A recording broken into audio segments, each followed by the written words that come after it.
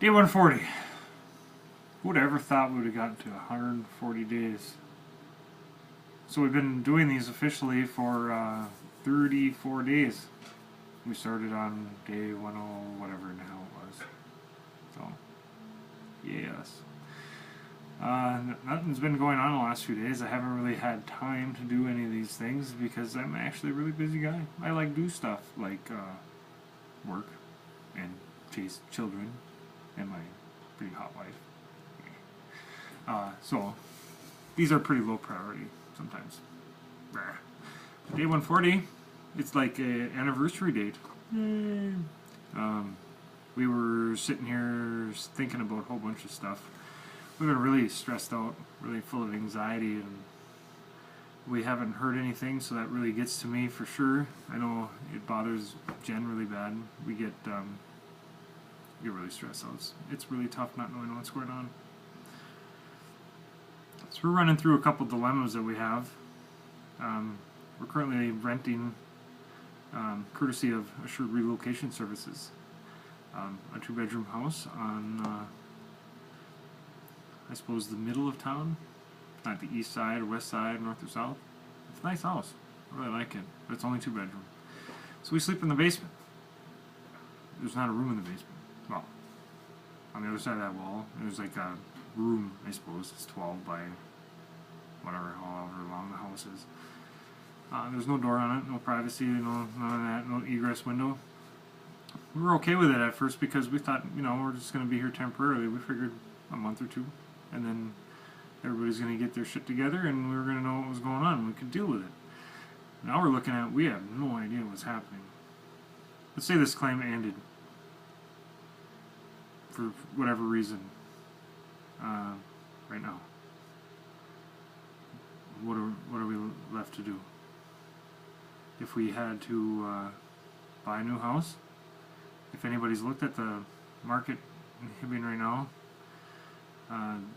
try and find something that compared to what we used to have. Nothing. Not even close. Not for what we had into it, I guess. That's fine and dandy, fine, whatever. We were there 15 years. We got a pretty good deal on it because it was like a repo or whatever. And anybody's ever heard the story about how I bought that house in the first place, who knows what kind of a freaking nightmare it was. That's a whole other subject. So, we're looking at possibly renting until our house is fixed, courtesy of Assured Relocation Services. And that's fine, but not in here, I would say. I don't think it'd be a good idea. When I woke up this morning, it was kind of chilly in the basement. It was only like 30 degrees outside, and it was borderline too cold downstairs in our basement room thing. So fine, let's move us into somewhere else. This one's fully furnished. Let's try and find a 3 or 4 bedroom house that's fully furnished. Or am I going to have to furnish it? Or is someone else going to furnish it? I don't know. So we're sitting here, we're like pinned in here. That's a horrible freaking feeling of nothing you can do about it. I have no answers. I have no way to fix it. I'm a fixer. I fix stuff. That's my nature. My dad taught me. Find a problem and fix it. Can't do it. And it's really tough. So, let's say this thing ends in a couple of months in the middle of dead-ass winter. Let's say they decide to just end the thing and say, okay, here's whatever kind of money, you can fix your house, you can buy a different house, you can do whatever you want. I'm not totally sure if that's even possible, but maybe.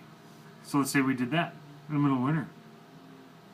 Yeah, the housing market's just awesome in the middle of winter when it's 40 below. Whatever.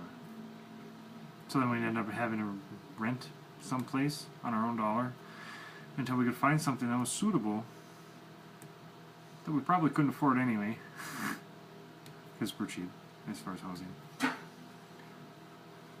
So it puts us in a predicament of we have to rent something and furnish it and do all that other stuff while we house shop. This is all whatever, hypothetical. That's stuff we worry about because we just worry. So we're going to furnish something that we don't own, and then end up hopefully buying something that we would own, obviously.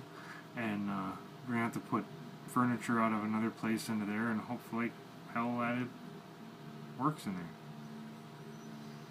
Not like a big waste, moving this way, that way. It's really uneasy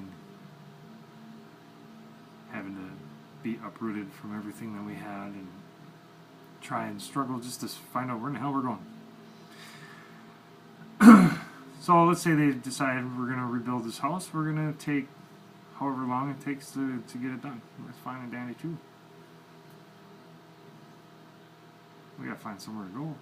Until then, I guess, we're going to move again. Then we got to move into our new house. And when our house is done. So, while we don't know what's going on, this is all the stuff we got to try and figure out, mentally prepare for, just in case. It's really, really, really stressful. Beyond just having to worry about the kids and our stuff all being thrown in the dump and moving on beyond all that. We still got to come to the reality that there's a whole bunch of unknowns. I'm 38 years old and I have no control over what's going on. It just sucks. I feel like a criminal some days with how I have to try and figure out what the hell's going on. It's starting to get me mad. Day 140. Bite me.